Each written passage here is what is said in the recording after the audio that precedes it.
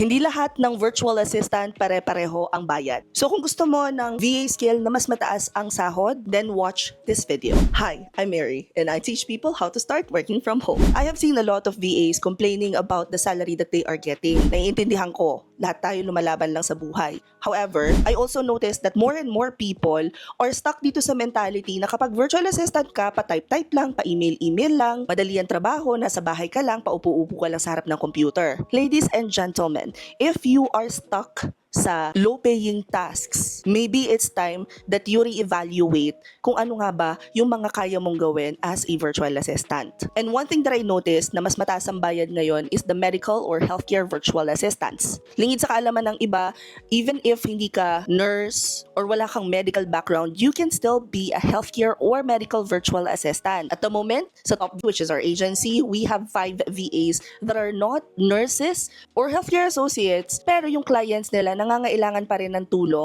and they're still under the umbrella of medical or healthcare VA. Ang ginagawa nila, nagsiset sila or nag-handle sila ng patient appointments, insurance verification, which is a very high value skill, and overall clinic support tasks for doctors. And lahat ng to ginagawa ng mga VAs namin sa bahay. So kung feeling mo ang baba ng sahod mo or paulit-ulit na lang yung VA task na ginagawa mo and you need to level up, become a highly trained medical virtual assistant for US doctors and clinics. Kung gusto mo ng step-by-step na training na pwede ka talagang matuto, ano nga ba ang ginagawa ng medical or healthcare VA, punta ka lang sa Blue app, mag-comment ka ng HVA, and we'll send you over the link kung paano mag-join. You can also check the link in my bio, comment any questions you guys have about working from home. Follow for more work from home chismis. We'll see you sa classroom. Bye!